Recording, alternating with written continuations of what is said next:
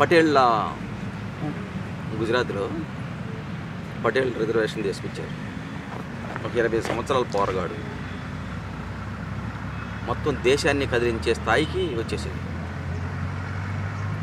ఎవరు వచ్చారు, ఎవరు తీసుకొచ్చారు వాళ్ళని, ఎందుకు తీసుకొస్తున్నాడు, ఎందుకు అంత ప్రచారం జరుగుతూ ఉన్నది, ఎందుకు భారతదేశ వ్యాప్తంగా ఎందుకు ప్రచారం జరుగుతూ ఉన్నది అంటే, ఇందాక చెప్పాను నేను, సామాజిక న్యాయాన్ని సహించలేని వ్యక్తులు ఆర్థిక రాజకీయ సమానత్వాన్ని నిరాకరిస్తారు. అందులో భాగంగానే ఉంటే మాకు రిజర్వేషన్లు ఇవ్వండి, మమ్మల్ని బీసీలో చేర్చండి, లేకపోతే రిజర్వేషన్లు రద్దు చేయండి. ఈ నినాదం తీసుకొచ్చిన వాళ్ళే మండల కమిషన్ అప్పుడు ఎవరైతే ఈ నినాదం తీసుకొచ్చారో, ఇప్పుడు ఇది ఉద్యమం చేస్తున్నారో పటేల్కి సంబంధించి అనుకున్న వాళ్ళంతా, వాళ్ళు అప్పుడు రిజర్వేషన్ పూర్తిగా వ్యతిరేకించిన సెక్షన్ ఇది. ఇప్పుడు వాళ్ళ వ్యూహం అంతా ఏమి, మొత్తంగా ఉదాహరణకి ఉమ్మడి ఆంధ్రప్రదేశ్, తెలంగాణ, ఆంధ్రప్రదేశ్ రాష్ట్రాలు ఎక్కడైనా తీసుకుంటారు, ఐటీ రంగాల్లో వాళ్ళే ఉన్నారు. ఐటీ రంగాల్లో టాప్ 10 అగ్రకులాలే, ఇండస్ట్రియలిస్టులుగా టాప్ 10 అగ్రకులాలే. మీడియాలో ఎలక్ట్రానిక్ మీడియా కానీ ప్రింట్ మీడియా ఎలక్ట్రానిక్ మీడియాలో V6 తప్పితే మిగిలినవన్నీ కమ్మ, వెలమ, రెడ్డి, బ్రాహ్మణికి సంబంధించిన వర్గాలు. విద్యారంగం, కార్పొరేట్ విద్య కానీ, కార్పొరేట్ వైద్యం కానీ, ఈ కాంట్రాక్టర్లు కానీ, ఈ మొత్తంగా కూడా అగ్రకులాలే శాసిస్తున్నాయి. టాప్ 10లో అగ్రకులాలే ఉన్నాయి. రాజకీయాల్లో అగ్రకులాలు శాసిస్తున్నాయి, మీకు తెలుసు. రాజకీయంగా, ఆర్థికంగా అగ్రకులాలు మొత్తం క్యాప్చర్ చేశాయి. ఈ ప్రైవేట్ రంగంలో ఏదైతే ప్రైవేట్ రంగం ఉన్నదో, ఆ ప్రైవేట్ రంగం రిజర్వేషన్, ప్రైవేటు పారిశ్రామికవేత్తలకి రిజర్వేషన్ అమలు చేయడానికి ఇష్టంగా ఉండదు. కేవలం 4-5% ఉన్న, మొత్తం కలిపి 20% ఉన్న అగ్రకులాలు ఏవైతే ఉన్నాయో వాళ్ళు ఆర్థికంగా కానీ రాజకీయంగా కానీ మొత్తం 99% క్యాప్చర్ చేశారు, వాళ్ళే ఉన్నారు. కేవలం సామాజిక న్యాయం కోసం నిర్దేశించబడిన రిజర్వేషన్లు పేదరికం ఆధారంగా కాదు. అది రిజర్వేషన్లు సామాజిక వెనుకబాటుతనం ఆధారంగా ఏర్పాటు చేసిన రిజర్వేషన్లు అయ్యి. ఈ సామాజిక వెనుకబాటుగా ఉన్న పీడిత కులాల్లో ఉన్న ప్రజలకి ఏర్పాటు చేసిన రిజర్వేషన్లు ప్రభుత్వ రంగం స్వతంత్రం వచ్చినప్పుడు 67% మొత్తం ప్రభుత్వ రంగం ఉన్నది. ఇప్పుడు 9% కూడా లేదు ప్రభుత్వ రంగం. మొత్తం వాళ్ళే క్యాప్చర్ చేశారు ఇదంతా. ఈ 9%లో ఉన్న ప్రభుత్వ రంగంలో కూడా రిజర్వేషన్లు వాళ్ళకు ఉండొద్దు, అవి కూడా మాకే కావాలి. మొత్తం ఈ సినిమా ఇండస్ట్రీ కానీ, పేపర్ కానీ, మీడియా కానీ, ఐటీ రంగం కానీ, పరిశ్రమలు కానీ, కాంట్రాక్టులు కానీ మొత్తం వాళ్ళే. ఇక ఉద్యోగాలు, ప్రభుత్వ ఉద్యోగాలు, ప్రైవేట్ ఉద్యోగాలు కూడా వాళ్ళే. ప్రభుత్వ ఉద్యోగుల్లో కూడా మేమే ఉండాలి అని ఒక నినాదాన్ని ముందుకు తీసుకొస్తున్నారు. ఇది ఒకవైపు పేదరికం ప్రాతిపదిక రిజర్వేషన్లలో ఉండాలంటారు. మరోవైపు హిందుత్వ భావజాలన్నీ పెట్టి మొత్తం ఈ పేదలను కూడా, అణగారిన కులాల్లో ఉన్న పేదల్ని, అణగారిన కులాల్లో ఉన్న ధనికుల్ని మొత్తాన్ని మతం ద్వారా ఐక్యం చేస్తూ ఉంటారు. పేదల ద్వారా పేదరికం ఆసరా తీసుకొని పేదలందరికీ రిజర్వేషన్లు ఉండాలని చెప్పి పేదల మీద ముసలి కన్నీరు గారుస్తా ఈ పేదలందరికీ మేము ప్రతినిధులు అని చెప్పి హార్దిక్ పటేల్ లాంటి వాళ్ళు ముందుకు వస్తూ ఉన్నారు. హార్దిక్ పటేల్ ఉద్యమం ఆధారంగా దేశవ్యాప్తంగా అగ్రకులాల్లో పేదలు ఉన్నారు కదా, అందుకని అగ్రకులాల్లో పేదలందరూ ఐక్యం కావాలని చెప్పి నాయన నరసింహారెడ్డి అంటారు. ఇక్కడున్న రెడ్లు కానీ, వెలమలు కానీ, ఆయా కులాల్లో ఉన్న పేదలకు సంబంధించి ముసలి కన్నీరు గారుస్తూ ఉన్నారు. నిజంగా ఎంతమంది పేదలు ఉన్నారు ఆ కులాల్లో ఉంటే ఆ పేదలకు సంబంధించి మీ కార్యక్రమం ఏంది?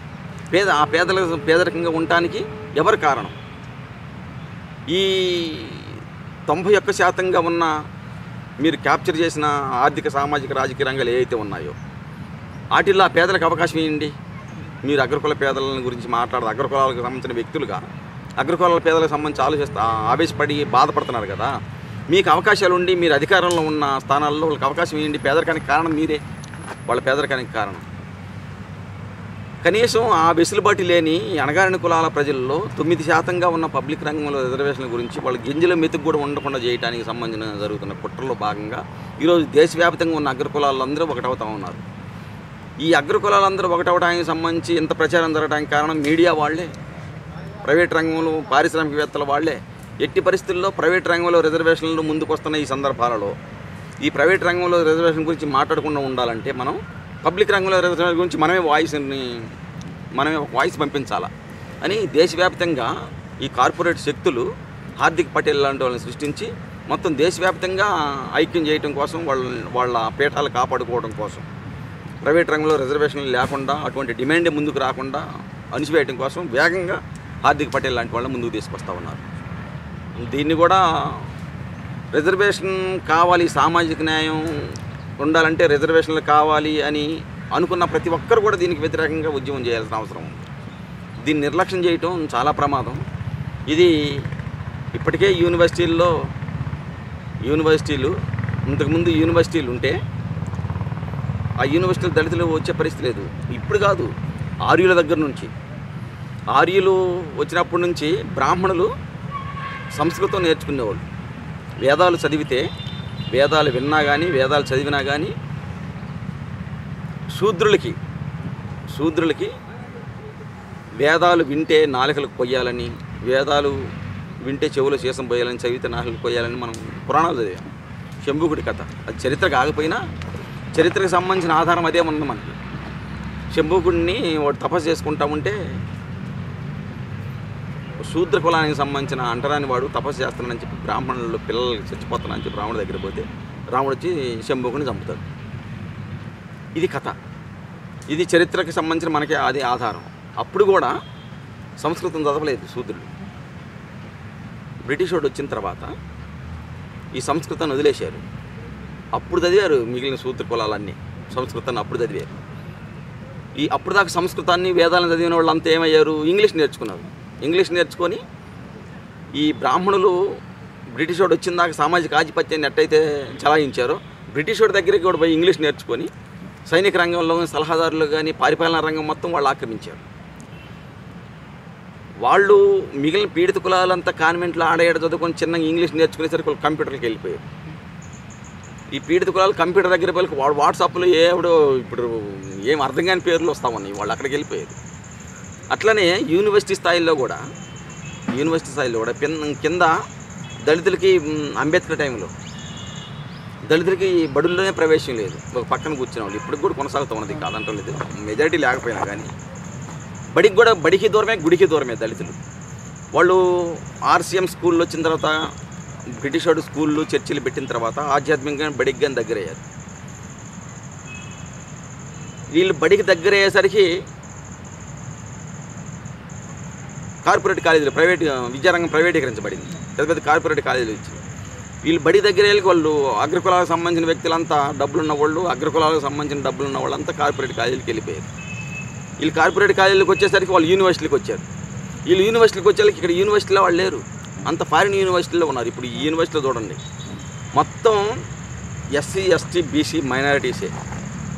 కేవలం ఒక పర్సెంటే అగ్రకులాలకు సంబంధించిన వ్యక్తులు ఉన్నారు. అట్లే యూనివర్సిటీ చదువులు కూడా ఈరోజు అట్లయిపోయినాయి. ఈ యూనివర్సిటీలని, ఈ చదువుల్ని, వీటన్నిటిని కాపాడుకోవడం, లక్షలాది మందిని ఉత్పత్తి చేసి యూనివర్సిటీలకు సంబంధించిన విద్యార్థులు ఈ సామాజిక అంశాలన్నీ మనకెందుకు, మనం కూడా ఏదో అని ఈ పరుగు పోటీల్లో దీనికి అకాడమిక్గానే పుస్తకాలు, లైబ్రరీలు వీటికే పరిమితం అవుతున్నాయి కానీ సామాజిక అంశాలను పట్టించుకోవట్లేదు. ఇంతకుముందు సామాజిక అంశాలకు సంబంధించిన విద్యార్థులు గ్రామాల్లోకి వెళ్ళి ప్రజలను చైతన్యవంతం చేసేవాళ్ళు. ఇప్పుడు ప్రజలు విద్యార్థులకి ఏమాత్రం సంబంధం లేకుండా కట్టయింది. యూనివర్సిటీలు అంటే ఈ యొక్క ప్రత్యేకమైన అగ్రహారాలుగా విరాజిల్లుతూ ఉన్నాయి. యూనివర్సిటీ విద్యార్థులు సామాజిక అంశాలను అస్సలు పట్టించుకోవట్లేదు. ఇది కూడా చాలా ప్రమాదంగా ఉన్నది. ఈ విద్యా వ్యవస్థని, యూనివర్సిటీలని, విద్య హైందీకరణని, విద్య కాషాయకరణని, విద్య ప్రైవేటీకరణని కాపాడుకోవడం కోసం సామాజిక సంబంధాలు ఈ విద్యార్థులకి మధ్య గ్యాప్ వచ్చేసింది. అందుకే ఇంతకుముందు బిఎస్యు, పీడిఎస్యు, ఆర్ఎస్యు ఉన్నప్పుడు యూనివర్సిటీల్లో పిల్లలు ధైర్యంగా వచ్చేవాళ్ళు. ఇప్పుడు యూనివర్సిటీ పిల్లల మీద దాడులు జరుగుతూ ఉన్నాయి, అత్యాచారాలు హత్యలు జరుగుతూ ఉన్నాయి, విచ్చలవిడిగా జరుగుతూ ఉన్నాయి. ఆడపిల్లల తల్లిదండ్రులు యూనివర్సిటీలకి కాలేజీలకి పంపించాలంటే భయపడి చచ్చిపోతూ ఉన్నారు. అందుకని విద్యార్థుల్లో ఒక అభ్యుదయ భావాలు, ప్రోగ్రెసివ్ థింకింగ్ లేకుండా ఉన్నాయి. ఇంకా ప్రమాదకరమైన ధోరణిగా ముందుకు వస్తూ ఉన్నారు.